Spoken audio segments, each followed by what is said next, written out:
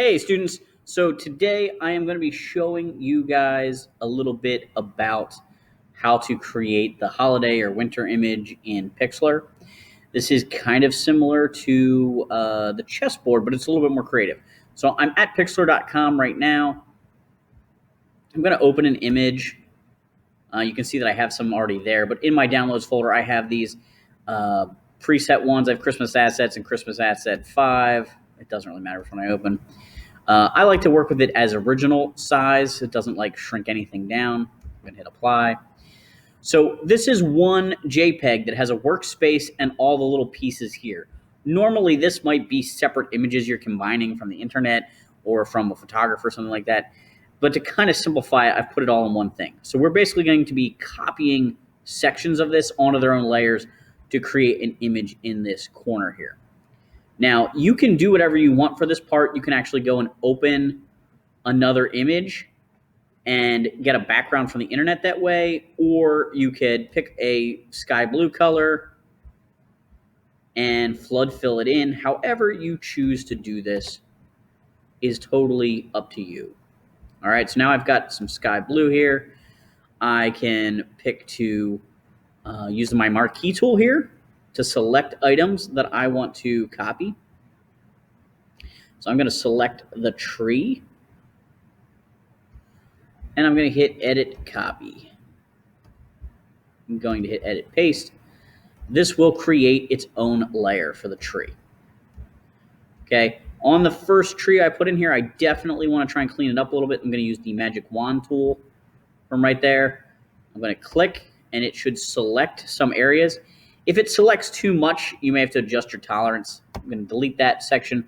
There's still a little bit of this blue junk down here, and if you really want to get in there and do a nice job, go in, zoom in with the eraser, and really clean it up. But select, deselect.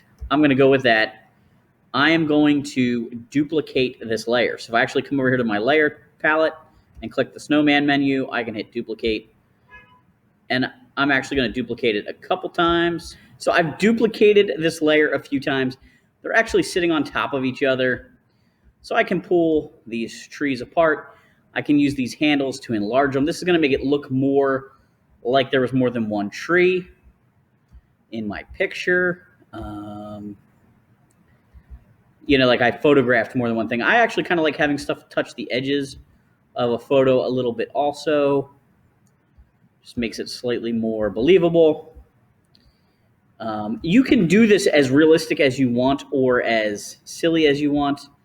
It can be as fantastical as you want to make it to be. So I'm going to grab the house next, edit copy, edit paste. Oh, edit undo. You know what I did? I wasn't on my background layer, and that's something important to remember. So, edit copy, edit paste. And again, I'm going to clean this up. I'm going to use my Magic Wand tool. The blue of the building and the blue of the background are very similar, so I bet I'm going to need a lower tolerance here, or I'm going to accidentally delete part of my house. That looks pretty good. Select none, or deselect. I'm going to go in here too with the eraser tool and get rid of some of that junk that's in there. I need a bigger eraser, it looks like. Let's go 70. That lets me get rid of the junk. The best thing about working on these different layers is I can't accidentally delete my tree.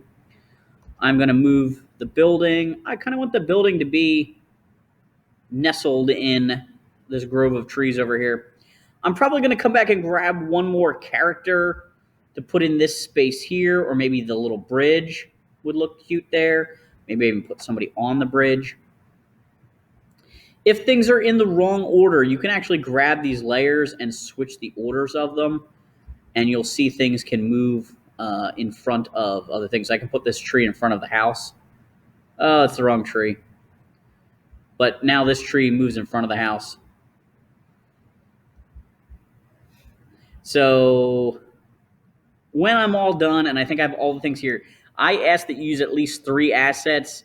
One of them could be from the internet, right? I'm not counting anything you do just in paint to the background. Like if you paint in a white snow at the bottom here, that doesn't count. But like if you grab something from the internet or you grab something from the edges of this to add it in here, I want at least 3 things.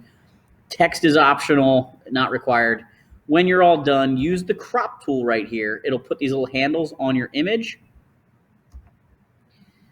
I'm going to shrink that up so it fits my little picture that I've created, however I want that to look, right?